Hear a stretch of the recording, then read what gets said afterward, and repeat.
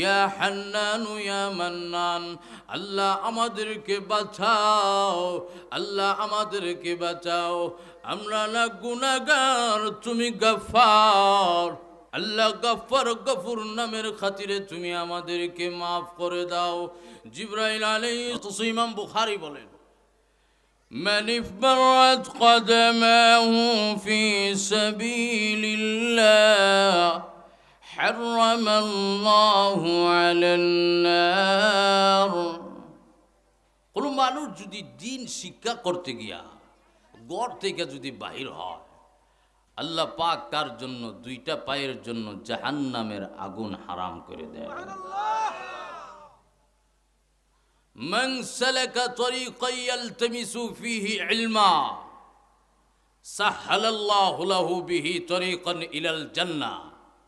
কোন মানুষ যদি দিন শিক্ষা করতে গিয়া ঘর থেকে যদি এক কদম যদি বাইর হয়, আল্লাহ পাক তার জন্য জান্নাতের রাস্তা আগায়া দেয়। এই জন্য মনে করেন বাঁচবেন আর কতদিন? আপনাদের ভাই ভাতিজা, আমার দাদা দাদি ওই কবরস্থানের মধ্যে শুয়ে আছে। এরারে যদি টনে বাইর যদি করণ যেত, আর এরা যদি টনে যদি আপনার কানা কানে আয়া যদি কইতো যে আমরা ইমন হালতে আছি, মুর্শিদে আর যাইল নইলে কেউ ডরে ছুটে গেলে কবরও যাইলে কেটা যেন ডাক মারে। কথার কথা মনে করেন আপনি ফজরের নামাজ যাইতেছেন, কেউ যদি বার্ষের জারের ভিতর থেকে ডাক দেওয়া যায়, কেউ কিছু কথা আছেন একটু দেয়া করে দেয়, তখন কেউ যাওই হোক নামাজও গেছলাম, আর জিন্দিগিতে নামাজই উঠতাম না, যেরকম ঠিক না। আমরার মধ্যে মনে করেন এমন কিছু লোক আছে সুতা বিচারে কাহা নামাজ সরানো গেলে কমল লইয়া বাতিজা দাঁড়াই দাঁড়ি না, কমল লইয়া বলে দাঁড়াই দাঁড়ায় না, মুইস খেত বাসের সময় আডু উদাম করিয়া কাশি লইয়া যে সময় নিচের বালচা, এরপরে দে আসরে আদান দিলে কম ও তো সবরে দিন গেছে গা। অথচ নামাজের কতটুকু গুরুত্ব জানেননি? বাচ্চা যদি মার গর্ভের থেকে যদি বাহির হয়, অর্ধেকটা বাহির হয়ে গিয়েছে, অর্ধেকটা মনে করেন মার গর্ভের ভিতরে আছে, রক্ত উক্ত বেরিয়েছে না। এমতো অবস্থায় যদি মুয়াজ্জিনের আজান যদি কানে পৌঁছে, শরীয়তের বিধান হইল নামাজ পড়ো। আপনি মনে করেন তিতাস নদী দিয়া মনে করেন ওই যে মনে করেন বাকাইল মনে করেন যাইবেন গ্যাস দেখতেন, আল্লাহর কি মর্জি আষাঢ় মাসের বৃষ্টি আয়া নৌকাটা ফাইরা মনে করেন ডুবাই লাইছে, পানি খাইতে খাইতে গলা পর্যন্ত আয়া পড়ছে। এমতো অবস্থায় যদি শুনেন মুয়াজ্জিন সাহেব আজান দিতেছে, শরীয়তের বিধান হইল ইশারার মাধ্যমে হইল নামাজ আদায় করো। এটি শিখার শরীয়ত, এটার নাম কি? আরে এই শরীয়ত যদি শিখতেন যদি চান, কওমি মাদ্রাসা, দাওয়াত ও তাবলীগ, এরকম ওয়াজ মাহফিল, যেরকম ঠিক না বেটি? এক দলে মানুষ আছে ওয়াজ দিয়া কুদুরা গাইলেছে, সাদা দিতে দিতে আর মজা লাগে না। বৎসরও একটা সাদা দেয় না, আর সাদা দিতে দিতে বলে মজা লাগে না। আচ্ছা ওয়াজ করে কেডা কিতা করতেছে যে তুমি ওয়াজ না হই না কুদুরা গাইতেছ, যেরকম ঠিক না বেটি? লক্ষ্য করে দেখো, আলোচনা ওই দিকে নয়। মালিক ফেরেশতা তখন জাহান্নামের আগুনকে ডাক দিয়া বলেন, রে জাহান্নাম, যে আল্লাহর কালিমা তাদের জবানে জারি, ওই আল্লাহ বলেছেন তাদেরকে জাহান্নামের মধ্যে নিক্ষেপ করার জন্য। যেই মাত্র নাকি বলে আল্লাহর হুকুম, আগুনের দেরি করবেন না, সঙ্গে সঙ্গে জাহান্নামের আগুন আল্লাহর ওয়ার্ডার মানার জন্য, আল্লাহর হুকুম মানার জন্য কামড় দিয়া দইরা জাহান্নামের 7 নম্বর স্তরে নিয়ে যাবেন। কয় বৎসর ধরবেন, কয় কোটি বৎসর ধরবেন, কয় লক্ষ বৎসর জাহান্নামের আগুনে ধরবেন, আল্লাহ ভালো জানেন। আল্লাহ রাব্বুল আলামিন তার কোরআন শরীফের মধ্যে বলেন, পৃথিবীর মানুষেরা রে, আমি আল্লাহ তোমাদের জন্য কতটুকু ভয়াবহ শাস্তি তৈরি করে রেখে দিয়েছি জানুনি। কিয়ামতের মাঠ অমাবস্যার চাইতে আরো অন্ধকার, জমিনটা হবে তামার। আল্লাহর নবীকে সাহাবায়ে কেরাম জিজ্ঞাসা করেন, আল্লাহর নবী গো, কিয়ামতের মাঠটাতে এমন অবস্থা হবে, কেমন হবে? আল্লাহর নবী ডাক দিয়া বলেন, কিয়ামতের কঠিন মুসিবতের সময় আমি বিশ্ব নবী ছাড়া কারো পরনে কোনো কাপড় থাকবে না। আম্মা জানাইসা বলেন, ইয়া রাসূলুল্লাহ, ইয়া হাবিবাল্লাহ, আল্লাহর নবী গো, আপনি যে কথাটা বললেন, কথাটা তো বড়ই একটা লজ্জাজনক কথা। কারোর শরীরে যদি কোনো কাপড় না থাকে, তাহলে একজনের লজ্জাস্থানের দিকে আরেকজন তাকাবে। আল্লাহর নবী ডাক দিয়া বলেন, আয়েশা, কিয়ামতের কঠিন মুসিবতের সময় মানুষগুলো উলঙ্গ হইয়া যে দাঁড়ায় থাকবে, আল্লাহর কসমি কথাটা তাদের কোনো ইয়াদ থাকবে না। উলঙ্গ হইয়া যেন দাঁড়ায় লেছি। কয় বৎসর থাকবেন? 2-3 বৎসর? সপ্তাহখানে? আল্লাহ তার কোরআনে বলে, মিকদারুহু 50,000 সানা, কমস কম 50,000 বছর দাঁড়ায় থাকবো। আল্লাহু আকবার। 50,000 বছর দাঁড়ায় থাকবেন, অবস্থাটা কি হইব? চুরি, বাটফারি, জুলুম, অন্যায়, পরের মাল আত্মসাৎকারী, ক্ষমতার বলে মানুষের উপর জুলুম করেছ। জুলুমকারী জিন্দিগিতে কোনোদিন চিরস্থায়ী নয়। যেরকম ঠিক না বেটে? লক্ষ্য করে দেখেন, অনেক জুলুম আমাদের উপর করা হয়েছে। বিশেষ করে মনে করেন মোল্লার উপরে বেশি জুলুম করছে। একবার আমি গাজীপুর যাইতেছি, আমি সামনের সিটে বয়া লইছি, পিছনের সিট থেকে 2 জনের ডাক দিয়া কয়, মোল্লারা দেশটা খায়া সাফ করে লইছে। কয় কি? মোল্লারা দেশটা ডুবাইয়া লাইছে। মোল্লারা বহু বছর। তখন আর কত শুনুন, যে আমি তো দেখতে ছোট মানুষ, তখন পিছনের দিকে চাই কয়, জি মাশাল্লাহ, আপনারা 2 জনের লাগে আল্লাহ দেশটা খারাপ লাগছে। কিতা কইতা মা? আমার জুলুমকারী চিরদিন জীবনে বেঁচে থাকে না। লক্ষ্য করে দেখুন, আলেম উলামার উপরে জুলুম করা হয়েছিল। শাইখুল হাদিস ইবনে শাইখুল হাদিসকে বিনা দোষে কারাবন্দী করা হয়েছিল। আল্লামা মুফতি ফজলুল হক আমিনী রাহিমাহুল্লাহ, উনাকে নজরবন্দি করা হয়েছিল। ব্রাহ্মণবাড়িয়ার বড় হুজুরকে গ্রেপ্তার করা হয়েছিল। শুধু তাই নয়, আল্লামা আজিজুল হক রহমতুল্লাহ আলাই, ওনাকে জেলের মধ্যে নাস্তিক সরকার, হাসিনা নাস্তিক সরকার জেলের মধ্যে বন্দি করেছিল। তার আব্বার আমলে তাকে বন্দি করা হয়েছিল। উজুর পানিও তাকে দেওয়া হয় নাই। আল্লাহ কিন্তু সাথে সাথে ধরেন না। আল্লাহ যদি ধরেন তাহলে ছাড়েন না। আল্লাহ এমন বেইজ্জতি করেছে, পরনের কাপড়টা ছাড়া আর কোনো কিছু নিয়ে যাইতে পারে নাই। যেরকম টিকলা বেটি, এমন একটা অবস্থা হয়েছে, আলমারিটা শত হয়ে গেছে। লক্ষ্য করে দেখুন, আল্লাহ নবী বলেন, কিয়ামতের কঠিন মুসিবত এমন একটা মুসিবত হবে, কেউ কারো পরিচয় দিবে না, কেউ কারোর সঙ্গী হবে না। এমন একটা মুসিবতের সময় হবে, কমস কম 50,000 বছর দ্বারা থাকবে। আল্লামা আবুল সমরকন্দি রহমতুল্লাহ আলাইহি বলেন, জাহান্নামের আগুনের মধ্যে যখন তাদেরকে নিয়ে যাওয়া হবে, মনে আসেনি? একটু জোরে কও। জাহান্নামের আগুনের মধ্যে যখন নিয়ে যাওয়া হবে, কয় বৎসর ধরবেন, কয় কোটি বৎসর ধরবেন, আল্লাহই ভালো জানেন, আল্লাহ ছাড়া আর কেউ জানেন না। জাহান্নামের মধ্যে জ্বলতে জ্বলতে মানুষ আর মানুষ থাকবে না।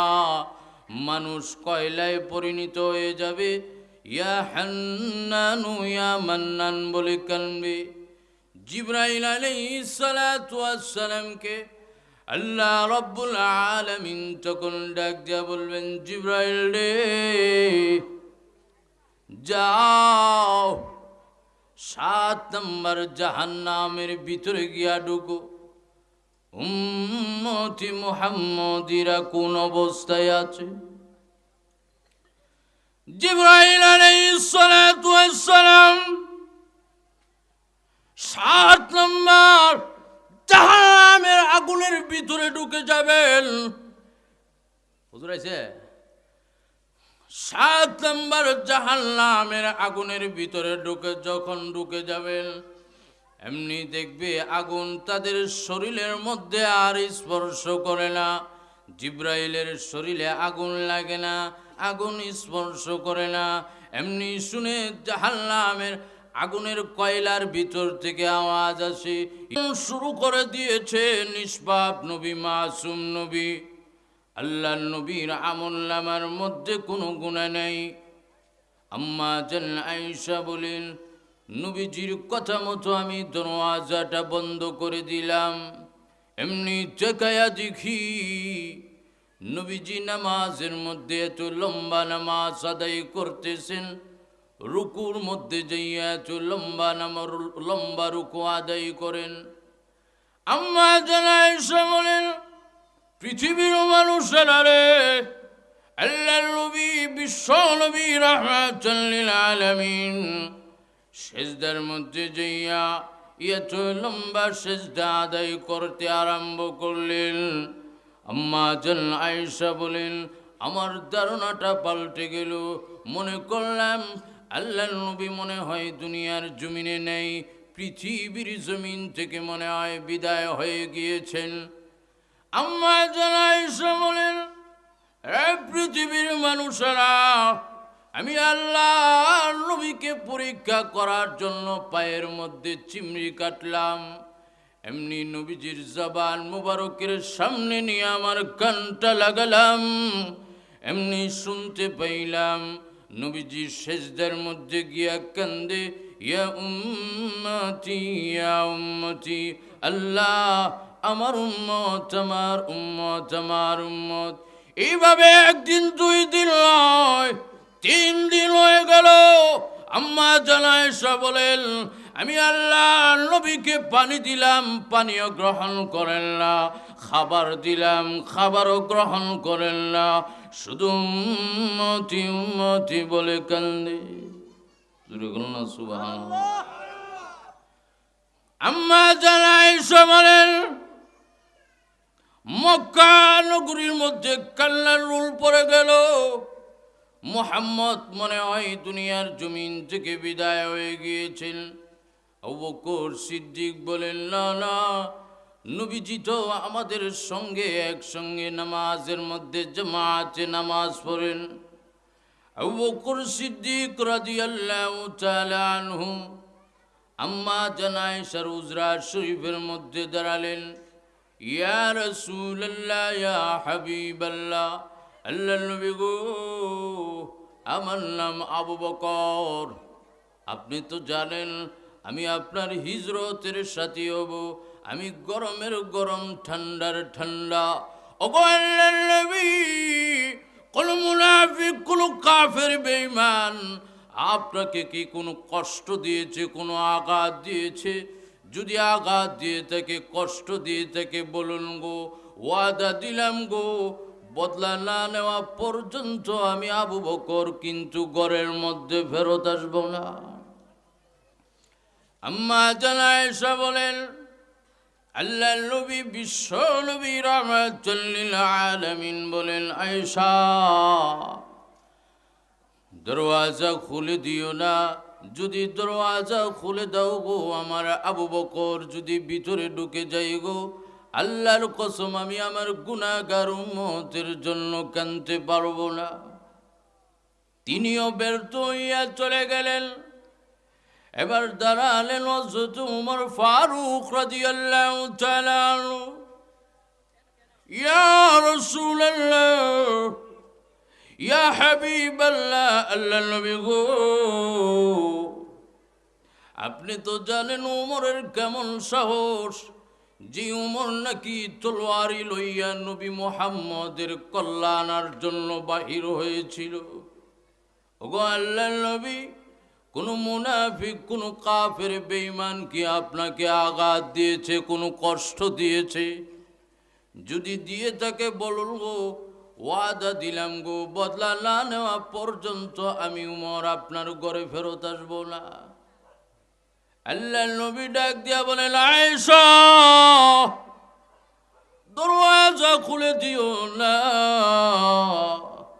আমার ওমর যদি ঘরের ভিতরে ঢুকে যায় গো, তাহলে আমি আমার গুনাহগার উম্মতের জন্য কাঁদতে পারবো না। তিনিও ব্যর্থ হইয়া চলে গেলেন। এবার দাঁড়ালেন হযরত আলী রাদিয়াল্লাহু তাআলা আনহু। ইয়া রাসূলুল্লাহ, ইয়া হাবিবাল্লাহ, আল্লাহর নবী গো,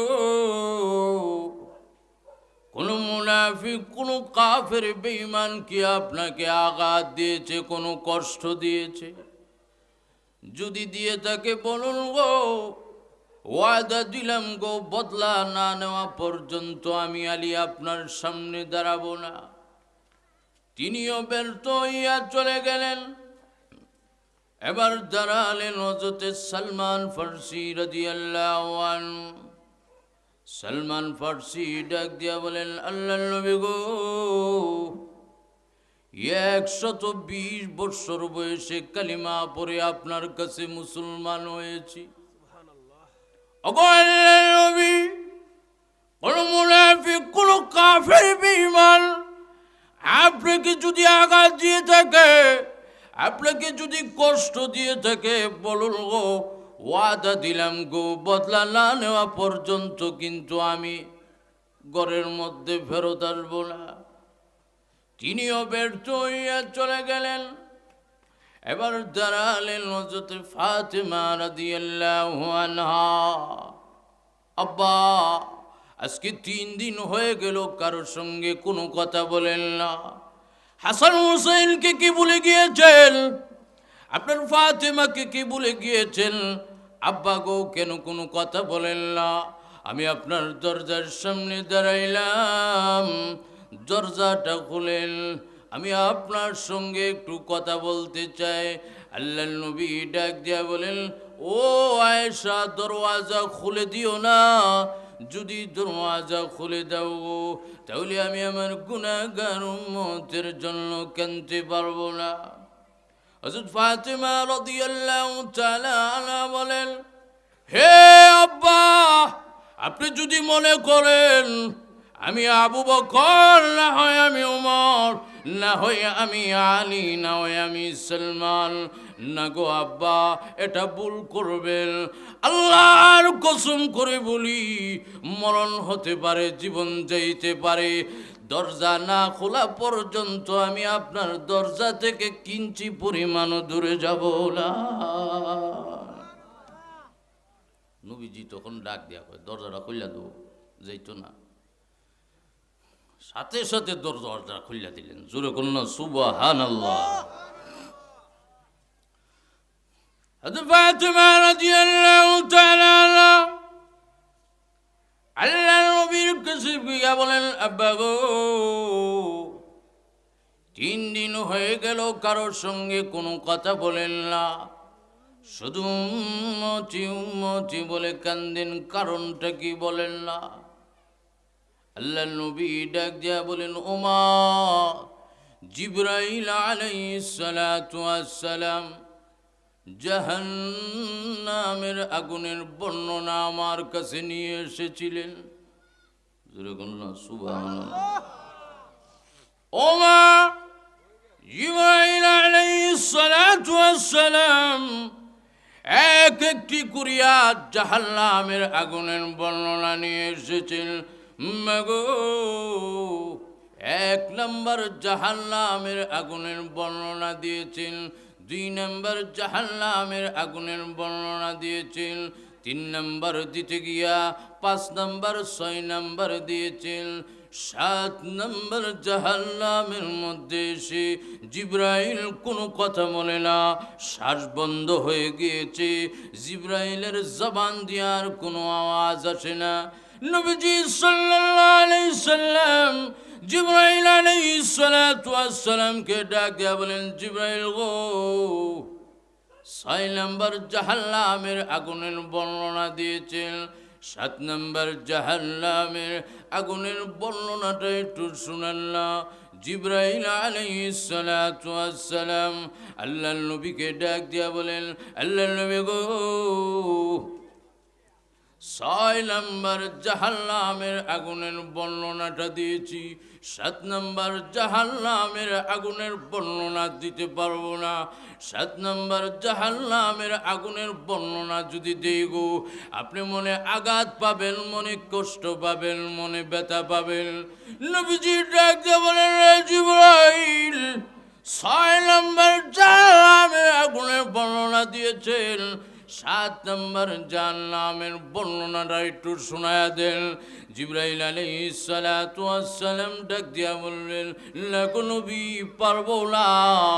যদি দেই গো, আপনি মনে আঘাত পাবেন, মনে কষ্ট পাবেন। তখন ডাক দিয়া বলবেন, রে জিবরাইল, আঘাত পাই, কষ্ট পাই, আর যেই পায়, 7 নম্বর জাহান্নামের আগুনের বর্ণনাটা শোনান। শুনবেন তো? একটু জোরে কর। জিবরাইল আলাইহিস সালাতু ওয়াস সালাম বলেন, ওগো আল্লাহর নবী, আপনার যে উম্মতেরা নাকি দাড়ি কাটবে, যে উম্মতেরা নাকি গাঞ্জা খাবে, যে উম্মতেরা নাকি মিছা কথা বলবে, যে উম্মতেরা নাকি চুরি বাটপাড়ির মধ্যে লিপ্ত থাকবে, ওগো নবীজি, আল্লাহ রাব্বুল আলামিন হাতে পায়ে শিকল লাগাইয়া, বেরি লাগাইয়া তাদেরকে ওই 7 নম্বর জাহান্নামের আগুনের লাকড়ি বানাবেন। হযরত ফাতিমা রাদিয়াল্লাহু তাআলা আনহা বলেন, হে আব্বা, কেমন হবে অবস্থা? বর্ণনাটা একটু ভালো করে বলেন। নবীজি ডাক দিয়া বলেন, মাগো, জাহান্নামের মধ্যে যখন উম্মতি মুহাম্মদীদেরকে নিয়ে যাবে, শুনবেন তো? একটু জোরে কর।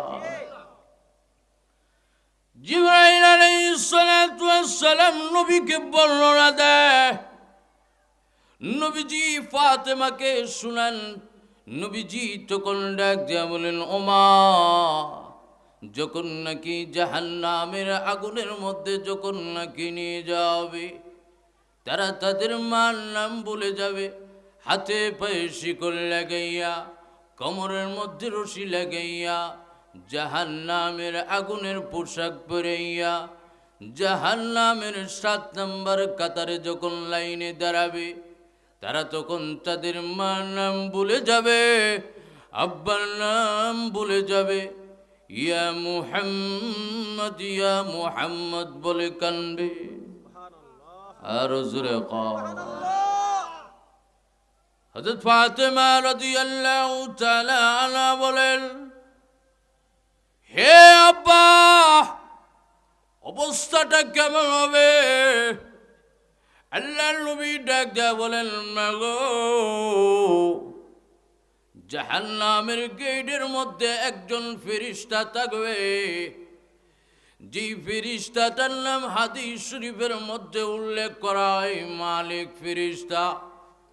মালিক ফেরেশতা তখন ডাক দিয়া বলবেন, তোমরা কারা রে?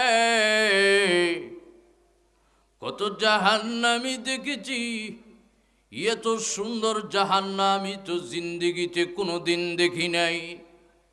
তোমাদের কপালের মধ্যে কি যেন একটা নূর চমকাইতেছে, নূর দেখা যায়। আল্লামা আবুল সমরকন্দি রহমতুল্লাহি আলাইহি তানবীহুল গাফিলিন, রওজাতুস সালিহিন এনেছেন। যখন মালিক ফেরেশতা তাদেরকে ডাক দিয়া বলবেন, তোমরা কি মুসা নবীর উম্মত নাকি ঈসা নবীর উম্মত? তোমরা কোন নবীর উম্মত? কিতাবের মধ্যে উল্লেখ করা হয় তারা তাদের নবীর নাম তখন ভুলে যাবে। তখন তারা ডাক দিয়া বলবেন, আমরা ওই নবীর উম্মত যেই নবীর উপরে মহান আল্লাহ 30 পারা কোরআন নাজিল করেছে। তখন মালিক ফেরেশতা ডাক দিয়ে ইন্না লিল্লাহ, এই নবীর উম্মত? বলে হ্যাঁ। সর্বনাশ, এত দামি নবী পাইয়া জাহান্নাম আইছত কি লিগা? হ্যাঁ, মনে করেন ব্রাহ্মণবাড়িয়া সরাইল বিশ্ব রোড কুট্টা ভাড়ার মোড়ে আপনাকে মনে করেন পুলিশে ধরেছে চুরির কিসের মধ্যে, আর যদি বলে আপনি কার সন্তান, আপনি যদি বলেন ব্রাহ্মণবাড়িয়ার নাস্তিক কুখ্যাত উবাইদুল মুক্তাদিরের সন্তান, পুলিশের রাগ আরো বেড়ে যাবে, গুসা আরো বেড়ে যাবে। এ তো দামি একজন ব্যক্তির সন্তান হইয়া তুই কেন রে চুরির কাজের মধ্যে লিপ্ত হইলি? যেরকম ঠিক না বেটি? আপনি যদি বলেন ব্রাহ্মণবাড়িয়ার আল্লামা সাজিদুর রহমানের সন্তান, আল্লাহ হয় আপনি যদি বলেন ব্রাহ্মণবাড়িয়ার মুফতি মুবারকুল্লাহ সাহেবের ছেলে, পুলিশের রাগ আরো বেড়ে যাবে। এর নাদান, এর বেঈমান, এর বেকুব, এ তো দামি একজন মুলবির সন্তান হইয়া, এ তো দামি বুজুর্গর একজন আলেমের সন্তান হইয়া তুই কেন চুরি করতে আইলি? যেরকম টিকলা বেটি, কিয়ামতের কঠিন ময়দানে মালিক ফেরেশতার রাগ আরো বেড়ে যাবে, গুসা আরো বেড়ে যাবে। মালিক ফেরেশতা তখন ডাক দিয়া বলবেন, রে নাদান, রে নাফরমান, এ তো দামি একজন নবী পাইয়া, এ তো সুন্দর নবী পাইয়া, এ তো সুন্দর কিতাব পাইয়া, এ তো দামি একটা কিতাব পাইয়া কেন রে জাহান্নামের মধ্যে আসলি? মালিক ফেরেশতা আর দেরি করবেন না, মালিক ফেরেশতার সঙ্গে সঙ্গে জাহান্নামের আগুনকে ডাক দিয়া বলবেন, এ জাহান্নাম ধর। যেই মাত্র নাকি বলবেন ধর, বলার সঙ্গে সঙ্গে জাহান্নামের আগুন আর দেরি করবেন না, জাহান্নামের আগুন সঙ্গে সঙ্গে আসবে তাদেরকে ধরার জন্য।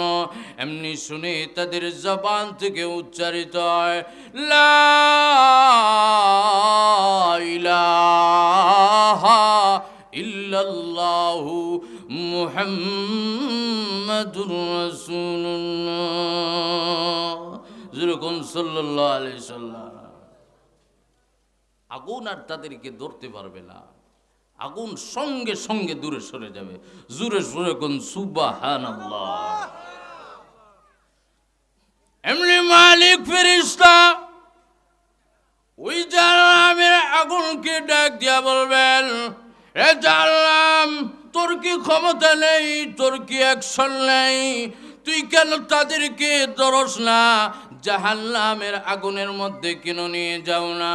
এমনি তখন ডাক দিয়া বলবেন, মানুষের মতন জাহান্নামের আগুন কথা বলবেন, মানুষের মতন বলবেন মালিক ফেরেশতাকে, ও মালিক, আমি কিভাবে ওই জাতিকে জাহান্নামের আগুনের মধ্যে নিয়ে যাব? যেই জাতিকে নিয়ে যাব ওই জাতির জবানে মহান আল্লাহর কালিমা জারি। বোঝা গেল কালিমার দাম কম না বেশি? আরো জোরে কম। একবার জিঙ্গে কেউ কালিমা কোন চিন্তি লা ইলাহা ইল্লা আনতা সুবহানাকা ইন্নী কুনতু মিনাজ জালিমিন। মুর্শিদের ইমাম সাহেব ভুল ধরবার লাগিয়া সবার আগের কাতার বুঝলি না কথা। একটা জিঙ্গে নবীর নাম কি দেখো আল্লাহ, নবীর নাম কি? আল্লাহ। কালিমা জানে না, দোয়া কালাম কিচ্ছু জানে না। যদি কই চাচা 40 দিনের লেগে তাবলিগও যাওয়া, এবার আদেন একটা বেশে বাজেনে আমার দেয়া দিছে।